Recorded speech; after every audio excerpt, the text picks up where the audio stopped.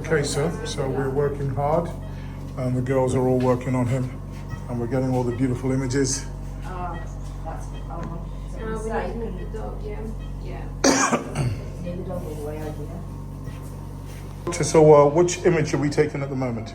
Now we're taking right elbow. Right elbow. Okay. Next. Yeah. Doctor, we had a young German Shepherd, Voss, come to us for a health MOT. And we have done some x-rays. And then we also help the client do the BVA score for hip and elbows. Yeah? Okay. This is very important in terms of breeding because some certain breeds are coming with genetic issues which can be perpetuated by breeding. So that means the genetic inheritage transmitted to the puppies won't gonna be a good one. Yeah. That's the reason why we have that type of X-rays controlling the hip bone and the elbows, yeah. Because those dogs which are coming with an undesired score will be removed from mating. Yes. This is just a recommendation, but all the breeders are aiming to have a very pure, good genetic line. So in here we have three pictures, both elbows, left elbow, right elbow, and hip. Let's start with the hip, yeah? Okay, so the BVA score is aiming to have less points possible. Naught is the objective, right? Yeah, so it's a total of 53 potential points each side, yeah? 53. Wow. 53 potential points each side. Every single kennel club got a median score, which is showing, it's an average from all the data collected from the BVA regarding the score. So in the last 5 years, yeah. So and they are updating the score every 5 years. When we are speaking about an average in this specific breed, yeah, we are speaking about German Shepherd. The Kennel Club average score is 13. Yeah, this dog came back with 5. Yeah, which means it's below average, which means it's a good candidate for reproduction. In BVA score, they are aiming to find out any kind of genetic problems of the bones. They are starting with Norberg angle, which is an angle in between both femoral heads, yeah, and the cranial end of acetabularis cavity, yeah. So basically, a line has to be drawn in between center of the femoral head, yeah, like this, and afterwards 2 lines drawn from the same center touching the end of the cavity, and this will be the angle, Norberg angle. And to be considered as a dog with no hip dysplasia, we're speaking about an angle at least of 105 degrees. Yeah. So the angle in between this line and this line in here has to be at least 105 degrees. Everything which is lower, that means the femoral head is not inside the cavity enough and will move the center of the femoral head outwards, and that means will increase the angle of that line, making the angle lower than 105 degrees. Can be like 100, 90 degrees or lower, which is undesirable. Yeah. Some other factors which are looked after is the subluxation grade, which means how much from the femoral head is inside this cavity. In here we can see the left femoral head is a bit more covered by the cavity, yeah, and in here it is a little bit less. That means the score for this dog specifically is 2 on the right side and 1 on the left side. This is quite a good score. And also we are speaking only about what's wrong and where that dog gets some points, yeah. The next what has been looked after, it was the cranial acetabular age. That means in here, yeah. This is the area where the head of the dog is, and this is the cranial acetabular age, which is covering pretty well the femoral head. So the points was 1 each side. That was all the penalties given to this specific dog on his hips, which means the total score for this one is 5.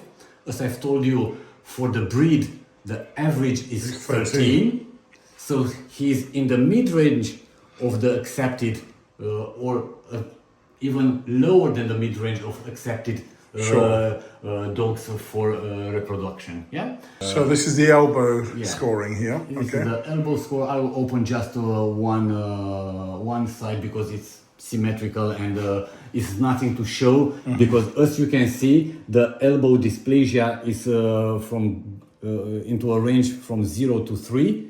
This dog get a 0, which means the elbows are perfectly fine. Yeah.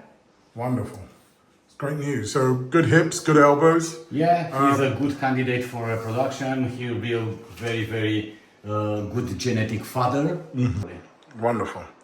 Okay, thank you so much, Doctor. You're very welcome. How often do we need to do assess hip scoring, and what age would you say was actually the best age to do it? You know. So depends of the breed. Specifically German Shepherd. In German Shepherds after 1 year old. Yeah. And this elbow and hip score, BVA score, doesn't need to be done regularly at the same patient, same dog. Just because we already have the profile and the genetic profile is a good one. So of course, because of some incidents over the life, that type of let's say hip dysplasia or elbow issues can occur, but not through trauma. Genetics. Yeah, so that would now be trauma related. Type of problems, not inherited type of problems. That's wonderful. So one of the things that sort of, I wanted to ask you about genetic transfer of, issues like hip problems and elbows. And then people use a congenital, concern. What is the difference between a congenital issue and a genetic issue? Oh, it's exactly the same. It's the same difference, right? Congenital means a genetic problem inherited from the parents. Yeah? Exactly. Yeah. So it's exactly the same. Congenital or genetic is the same thing. Wonderful. Thank you for clearing that up. I believe that your nurses have got a promotion going at the moment, inviting breeders to come down and dog owners, and you want to give them a fantastic deal. Absolutely. Okay. We are always having the best deal in the market. Wonderful. They're actually pretty good. Yeah. So that's like maybe a slight flattening here, but it's still got necks so they're actually quite nice hip rads. Sure. So there's nothing that concerns me on there. Spine, again, all decent gaps, but you don't tend to see much on the spines. But I mean, these are all, you know, there's no narrowing, no anything on that. Right, there's your left one. And again, the left knee, this is no osteophytes there, it's clean. This is smooth, so you've not got any cruciate disease. I'm also very proud to sort of confirm that we have James Creasy, a renowned orthopedic surgeon that works directly with us. So all these x-rays will have a second glance, and if these dogs need any TPLO surgeries or any type of orthopedic support, that will be done in-house. You're getting your handover. How's the experience been so far? It's been great. Yeah, wonderful. You've been a wonderful client of ours. We look forward to a long, relationship, a fruitful relationship where there is mutual benefit. I think Voss has done incredibly well. And we're just going to do a little role play for you. You're a high net worth individual, and it's important that you know how to handle your dog in the event that there are some rascals that are trying to pressure you for whatever reason. That's a nice watch. My mother said, never steal Ben. I could even steal that. So, without further ado, we're going to start to role play. So, gentlemen.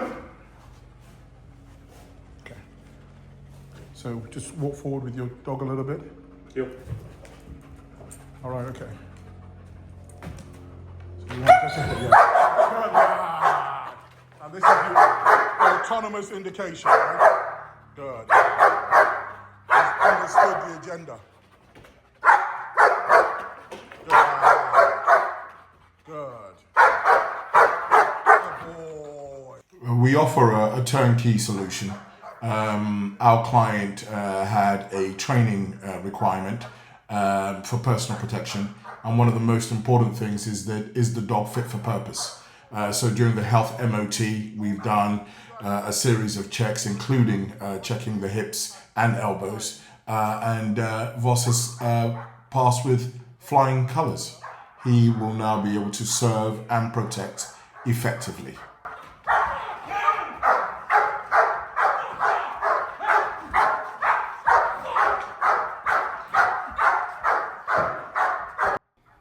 Fit for purpose canines, not just German Shepherds, it could be Labradors.